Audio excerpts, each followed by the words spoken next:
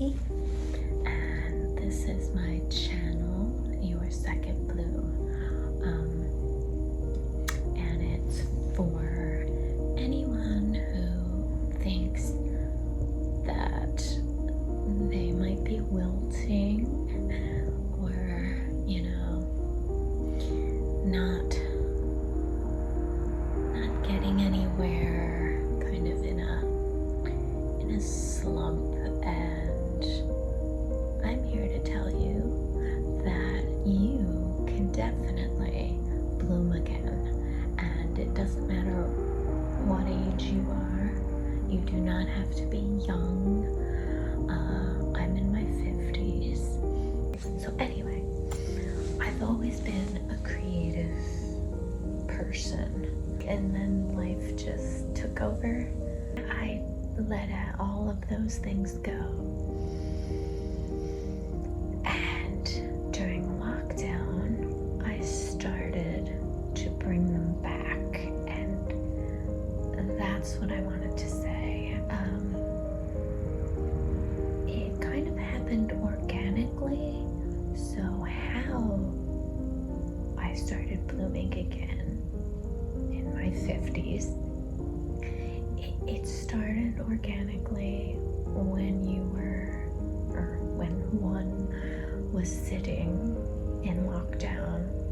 It became quiet, and all of these things started to bloom out of me again.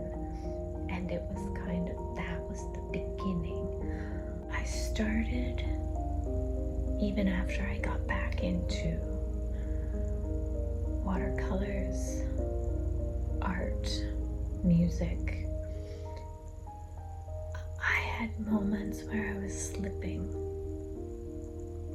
And I think advice for anybody who wants to start living again and blooming again,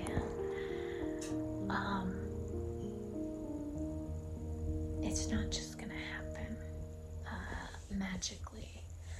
You have to kind of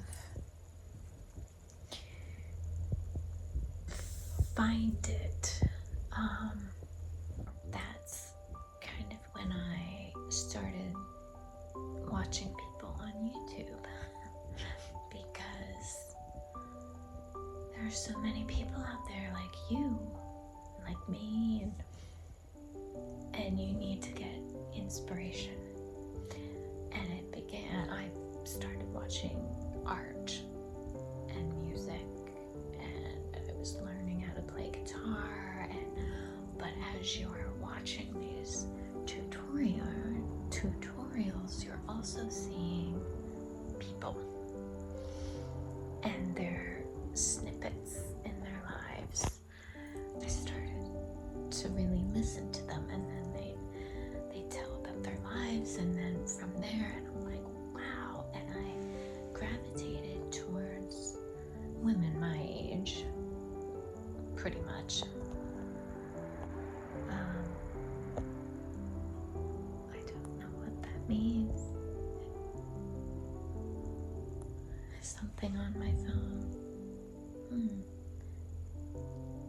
I hope this is recording. Well, we'll see.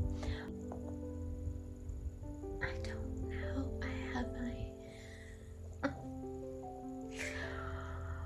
I have a square on my head. It's yellow. I don't know what it means. It's not showing up for you guys, but am I in focus? I don't know. But so yeah. Another one is, she's pretty new. She just blew up. Rare Birds, her channel is called. Her name's Angie. She's just incredible, and she doesn't care. Like, she gets on and she just is real and talks and is funny, and I don't know if she tries to be funny, but she says these things and they're wonderful. And it just made me see that, you know what? There are people people who kind of would like to hear your story. So they inspired me, and you need inspiration to keep going. The thing that just put me into full bloom was I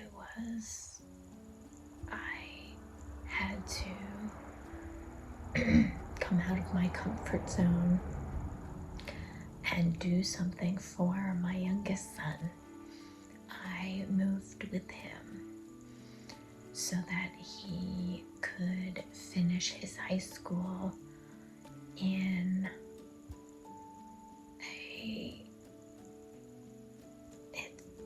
a Buddhist school, and that was something. And you only get these opportunities once, and I thought, he has to do this, but he couldn't, he wasn't old enough. So I picked my life up. I left my remaining children. I have 4 kids. I left them, my husband, everything, my house, to go with him so that he could go to this incredible school. And I had to push myself because I'm a homebody. I like home. I like quiet. And this was literally getting on a plane for 12 hours, landing in a city, and going and figuring it out without any guide, nothing, no place to live. You couldn't live in hotels more than 2 weeks because you'd go bankrupt. So I gave myself 2 weeks to find a place, and that is where I started. But that is the way for you to begin to bloom. You have to embrace the things that are inside of you, and you have to grab inspiration and go with it. And sometimes you have to come out of your comfort zone and push. And if you're lucky enough to have support and people, then you can. That's my little boy. I started to bloom in lockdown, but it was starting to wilt again. He made, and not only he didn't make me, it was my decision to do this for him, but because of that, and that's it. So now I'm back, but I'm keeping the bloom alive. That is my story, a little bit of my story of how I started to bloom and take people around you, friends, take inspiration, because sometimes it's hard to keep going, but just know that you can, and you have to put in your work for it to really happen. So I hope everyone is happy and healthy and having a wonderful day.